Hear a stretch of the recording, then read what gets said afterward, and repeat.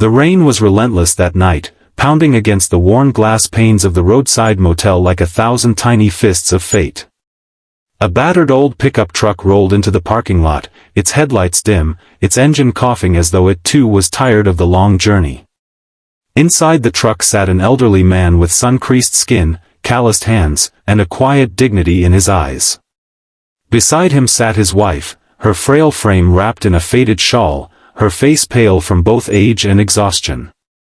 They had traveled many miles, through muddy fields and winding roads, not for pleasure, but because the woman was unwell and needed to reach the city hospital in the morning. The old farmer was not a man of wealth, but of grit. His clothes were simple, his boots worn, and his wallet held only a few crumpled bills, the savings of a lifetime, dwindled to nearly nothing after years of hardship. Yet in his heart burned a devotion that no storm could put out, for his wife was his world, and tonight, he only wanted her to rest in a warm bed, under a safe roof. Before we dive deeper into this emotional story, dear friends, let me pause here. If stories of humanity, sacrifice, and unexpected kindness touch your heart, please take a moment to like this video, share it with someone who might need hope today, and subscribe to Kindness Corner Deo for more moving stories like this one. And I'd love to know your thoughts along the way, so don't forget to comment what part of the story resonated with you the most. The farmer and his wife walked into the motel lobby, dripping with rainwater, their clothes clinging to them.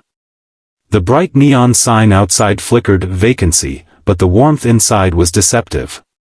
Behind the counter stood a young manager in a sharp suit, his hair slicked back with gel, his expression cold as the rain outside. He glanced at the couple with the kind of look reserved for those society often dismisses, the poor, the forgotten, the ones who walk in with mud-stained boots instead of polished leather shoes. The farmer, humbly, asked for a room, his voice steady but soft. He placed the little bundle of notes on the counter, explaining he could only afford the cheapest room available. For him, it wasn't about luxury, it was about giving his wife a dry place to lay her head. The manager sneered, his eyes narrowing.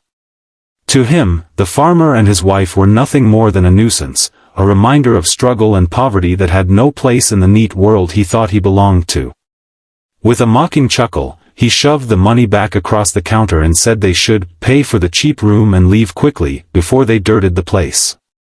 He said it loud enough for others in the lobby to hear, drawing a few smirks from onlookers, and the sound pierced the farmer's heart like a blade.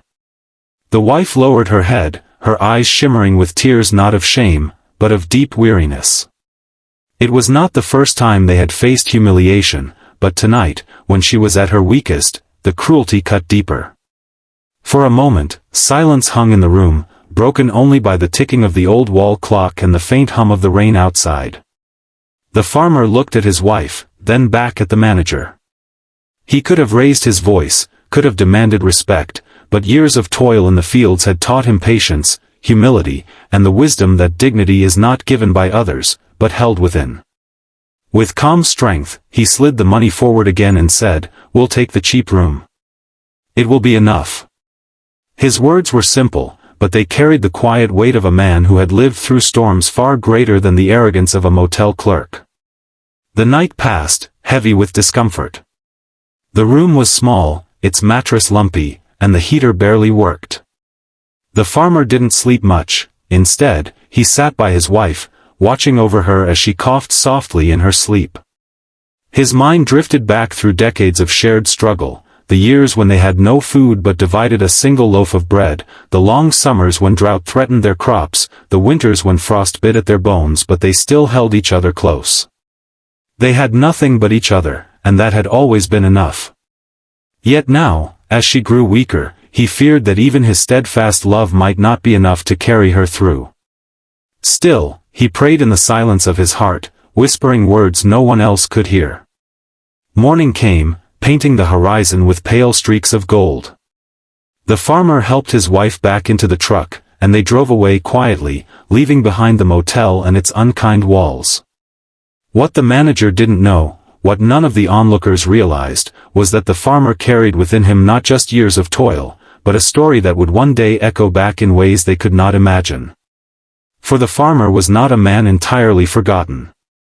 Though poor in wealth, he was rich in reputation among those who truly knew him, neighbors, workers, and even businessmen who had once seen his integrity in action. Years ago, he had lent a hand to a struggling young man, teaching him how to cultivate land when no one else would bother. That young man had gone on to build a company, a successful enterprise, and he never forgot the farmer who had shown him kindness when the world had turned its back. Fate, with its mysterious timing, brought that truth to light just weeks later. The motel, struggling with debts and bad management, was quietly being considered for purchase by none other than the successful businessman the farmer had once helped. When he came to survey the property, he listened to the stories whispered by locals, including the cruel incident of how an old couple had been mocked. His heart burned when he realized it was the very man who had once lifted him from despair. Without hesitation, he not only bought the motel but also invited the farmer and his wife back as honored guests, giving them the finest suite free of charge. The farmer, humbled and surprised, simply smiled with the quiet grace he always carried, reminding everyone present that true wealth is not measured in coins, but in the kindness we leave behind in the lives of others. And so, the story came full circle.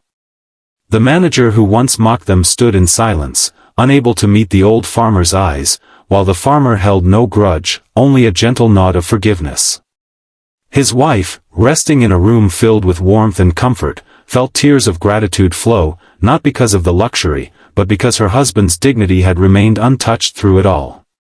Life has a way of testing us, of stripping us down to what truly matters. The old farmer's reply, though quiet and humble, was far louder than any insult. It reminded everyone who heard his story that respect is not demanded by arrogance, but earned through patience, humility, and unwavering love. Friends, if this story touched your heart, please don't forget to like, share, and subscribe to Kindness Corner Deo so more souls can be lifted by stories of humanity like this. And before you go, I have a special request. Leave a comment below telling me, do you believe kindness always finds its way back, even if it takes years? I'd love to hear your thoughts.